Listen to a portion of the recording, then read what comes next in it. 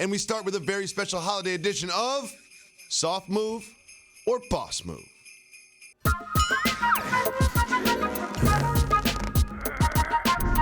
The very first question we have from this special holiday edition of Soft Move or Boss Move comes from Twitter. And one of our fans, T Clizzle, wants to know this. Soft Move or Boss Move, ignoring your family afternoon to watch Chris basketball. Is that a soft move or a boss move? Jalen Anthony Rose.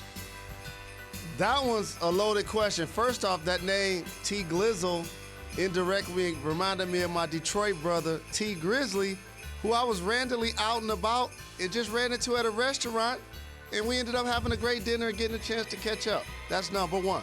Number two, Chris basketball, that's genius. Mm-hmm. Whoever came up with that, that's one of those things that I'm like, I should have came up with that. Yeah, that we're going to be saying Chris basketball right every year. We're going to be saying that every year forever. And for those that haven't been paying attention, I've been working at ESPN since September of 2007. And you know what I've been doing every afternoon since then on Christmas Day?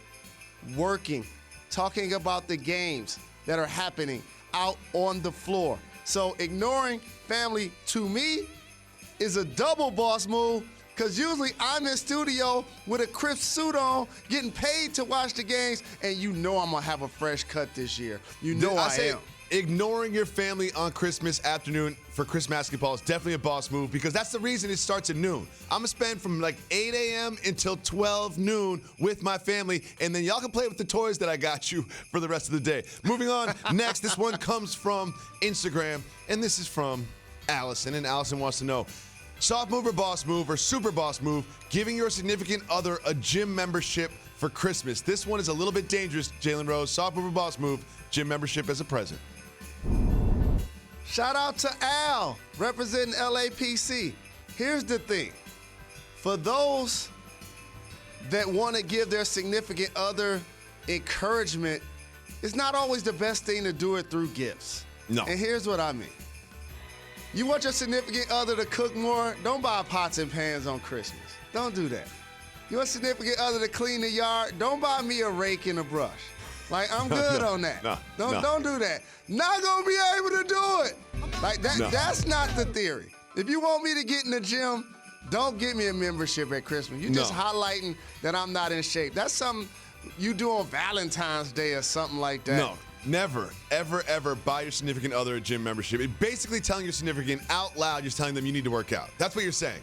That's what you're saying. I know a gym membership is something that everybody has, and they're expensive, and it'd be nice if someone paid for it, but there's a lot of other things you can buy them that doesn't say to them, you need to work out, you don't look good. Moving on. Next, we have another one from Twitter. This is from Rishi. Rishi wants to know, soft move or boss move, reusing wrapping paper for the next year by telling your kids not to tear it up. I'm going soft move on this. I think part of the enjoyment of opening up presents is tearing up the wrapping paper. Because I remember my mom used to do this to me. She's like, ooh, that's nice wrapping paper. Hold on. Just carefully open it up. No. I'm tearing that thing up. Wrapping paper is not to be used twice. It's a one-time only. See, this is when the economics of Christmas goes awry. And here's what I mean for everybody enjoying this Jalen and Jacoby Christmas special. Sometimes, like you just said, you want to spend money on the expensive wrapping paper, on the expensive tree, on all of the lights, on the tree, in the house, on the house, in the yard, on the trees. And sometimes we lose focus about it should be about who's at the table with their loved ones, number one. And number two, investing those funds into what actually goes under the tree.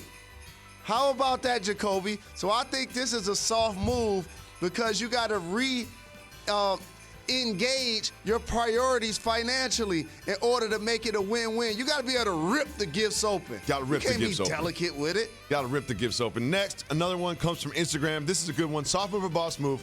Bringing in the new year asleep. I do this every year. Boss move. Every year I'm asleep at New Year. Every year. Every year. We've been on vacation and been asleep as the clock struck 12. I've been out and about multiple years on New Year's Eve, trying to party hop, let me give you guys some advice. What's that? The place you're at around 10:30, 11, that's the place you're going to be at 11:59 when it's time to say Happy New Year at 12. Trying to hit up too many spots and have too many different drinks at too many different restaurants and house parties and clubs and stuff like that. No, that's not what you do. Either go to one or two spots or do the David Jacoby and be asleep. Oh, I'll be asleep. That's why the West Coast is so nice. You can watch the ball drop at 9 p.m. in New York and then just go right to bed. I love living in L.A. just for that reason. Moving on, the next one comes from Twitter, and this is from Jamie. And Jamie wants to know, soft move or boss move, asking my barber to get my hairline like Jalen Rose, which was awkward because I'm a 42-year-old white man and she's a 50-year-old Asian woman.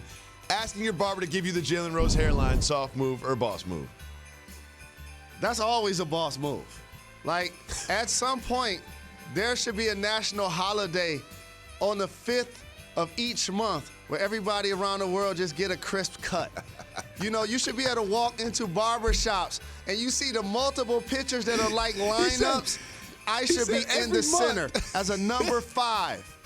These are things that should happen. I talk to you so much about what profession is underrated in American lore. Tell me, David, what profession do I tell you is underrated in American lore? I'm not going to allow you to have this discussion. I hate it when you do this. I'm going to talk about educators, first responders, doctors, police, military. Those are the ones that are underappreciated. And you want to say barber. You're going to put barber in front of all those people. I'm not going to allow you to do that. I'm not going to allow you to do that.